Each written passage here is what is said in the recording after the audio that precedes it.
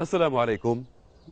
كم مرة دعونا لبعضنا متمنين السلامة وطول العمر، لطفل في لحظة الميلاد، لشاب مندفع يخوض غمار الحياة، لكهل يتربص بالحياة قبل أن يتربص العمر به، للشيخ، لكبارنا ندعو بطول السلامة وطول العمر. قديما قال الشاعر العربي: ومن يعش 80 حولا لا أبا لك يسأمي، فكيف إذا امتد بالإنسان العمر ما بعد 80؟ العم عوض إدريس أقدم محارب في الجيش السوداني ما زال على قيد الحياة. بدأ العد من الواحد ولكن بعد 100. قبل قرن وبضع سنوات ولد العم إدريس في بيت سوداني يشبه هذا البيت. في زمن كان فيه السودان يرزح تحت الاحتلال البريطاني، وفي بداية القرن الماضي ولد ضيفنا العم إدريس عوض. ولد يتيما، ولأن عمه الذي رباه كان عسكريا. في سن مبكرة لبس الشاب اليافع عوض لباس الهجانة، جنديا ضمن الجيش البريطاني، مقاتلا معه في الحرب العالمية الثانية في دولة ليبيا المجاورة. هذه صورته قبل نصف قرن، وهذا هو العم عوض بعد قرن و6 من السنوات عصر فيها بقايا الدولة المهدية والاستعمار الإنجليزي و7 من الرؤساء في سودان ما بعد الاستقلال. إذا سألت العم عوض عما يتذكره بعد هذا العمر المديد لا يتذكر إلا قصتين. طيب الحين عم عوض، احنا دايرين نعرف منك انت ليه قتلت الزول البريطاني؟ قالت لي واحد منكم بدبورتين طوالي، يعني احنا القلب العربي بنرقص في البيت، مسكها مني لو دخل بها، قال الراجل ولا مرة دايرني يجيني.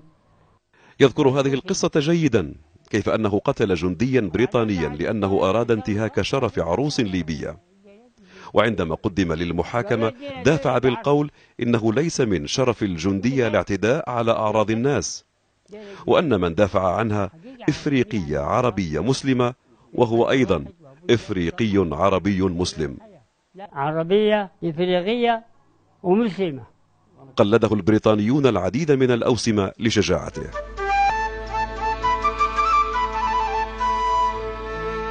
في هذه السن المتقدمة لا يزال العم عوض يرعى حديقة منزله لملء فراغه، فطول العمر طوى أعمار أصدقاء العمر. تصفه الصحافة بأنه أقدم محارب سوداني على قيد الحياة. عم عوض، احكي لنا قصة الجروح اللي في إيدك الشمال هذه. طوال مسكت الدلوكة قالت يا بلولة الشيء يدور فرد واحد في البلد دي كلها، تقول انت بتروحي بروح، قالت بس النقطة لي دق الدلوكة وانا بمشي، طعنوا طعني الليل انا مستوى. هي قصة أخرى ما زال العم عوض يذكرها بحنين وفخر، قصة بلولة البنت التي أحبها وهو الغريب، وكيف تحدى التهديد بالقتل وتزوج بها بعدما أشارت له بشعرها في رقصة الشبال الشهيرة في السودان. هيا الليل ثواني ليل. طيب ممكن نعرف منك نوع الطعام اللي تحب تاكله كل يوم؟ اللبن بالرغيف. الوالد من أكثر الحاجات اللي بيحرص عليها إنه يفطر بلبن ويتعشى بلبن، وعادة أنا بقوم ببل له اللبن بلح بالليل، مرات ببله في اللبن ومرات بنبله بمويه عادية. بيقوم ياكل اللبن ياكل البلح ويشرب مويته، يعني دي الحاجات المداوم عليها طوالي. العم عوض لا يعترف بالهرم، وحتى عندما ضعف نظره يقول إن سببه التركيز عندما كان قناصا في الجيش. وكيف يعترف وهو الذي واجه الموت مرارا وتكرارا، حتى أنه قال للبريطاني الذي قتله عندما سأله من أنت قال أنا الموت. إحساسه بالحياة والشجاعة يدفعه أحيانا للمغامرة في هذه السن. من ضمن الطرائف اللي حصلت قبل 3 شهور ولا 4 شهور، أنا طالع ماشي على الشغل، ضربوا لي الجنايني تأخر ما جاء، وعادة لما الجنايني ما يجي بيقوم بيشذب الجنينة، يقطع الشجر، يصلح الورود وكده.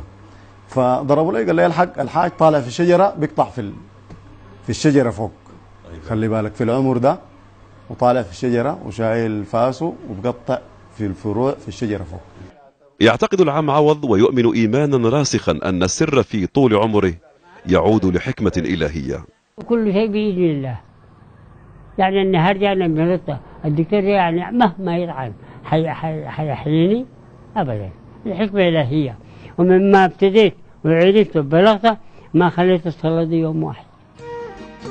لعل في شيخوخة العم عوض ما نتمناه عندما ندعو لبعضنا بالسلامة وطول العمر، سلامة الجسد والعقل والروح تحت ظل شجرة أسرة وارفة الظلال. عجيب أمر هذه الدنيا، من يطلب الموت توهب له الحياة، ومن يفر منه يجده في انتظاره. كم في دنيانا من هؤلاء ومن هؤلاء. قديما قال الشاعر العربي: رأيت المنايا خط عشواء، من تصب تمته ومن تترك يعمر فيهرمي. نسأل الله لكم السلامة وطول العمر. إلى اللقاء.